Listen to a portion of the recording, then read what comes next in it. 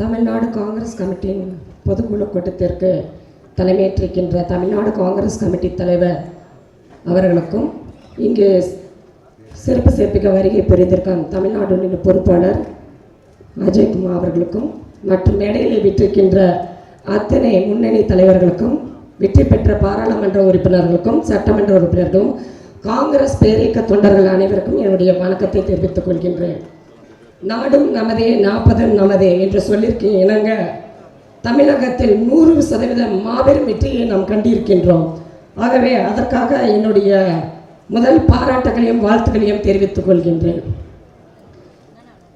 இந்திய கூட்டணி தமிழகத்தில் 100% வெற்றி பெற்றிருக்கிறது என்பதை மகிழ்ச்சியோடு தெரிவிக்கின்ற இந்த நேரத்தில் நாம் ஒன்று உறுதி கூற ஏற்படுத்திக் கொள்ள வேண்டும். இன்றைய தினத்தில் நம்மளுடைய தமிழ்நாடு காங்கிரஸ் கமிட்டி தலைவர் அடிக்கடி சொல்வார்கள், தமிழகத்திலே மீண்டும் காமராஜர் ஆட்சியை அமைப்போம் என்று உறுதியை நாம் எடுத்துக்கொண்டு அடியெடுத்து நம்மளுடைய வளர்ச்சி பணியை மேற்கொள்ள வேண்டும் என்று கூறியிருந்தார். அதே போன்று இங்கு இருக்கின்ற மாபெரும் முன்னணி தலைவர்கள் எல்லாருடைய விருப்பமும் அதுவாகவே இருக்கின்றது. ஆகவே இதற்கு என்ன நாம் அடித்தளமாக செய்ய வேண்டும் என்றால், இப்போ நம்ம மிக சிறப்பான முறையில் இந்த பாராளுமன்ற தேர்தலில் நாம் அனைவரும் மிக சிறப்பான முறையில் கடுமையாக நீங்கள் எல்லாம் உழைத்து இருக்கீங்க.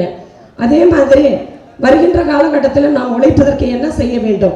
பூத் கமிட்டி, பேசிக்கலாக நம்ம பூத் கமிட்டியை சரியான முறையில் அமைக்க வேண்டும். இதற்கெல்லாம் யாரெல்லாம் முன் வர வேண்டும்?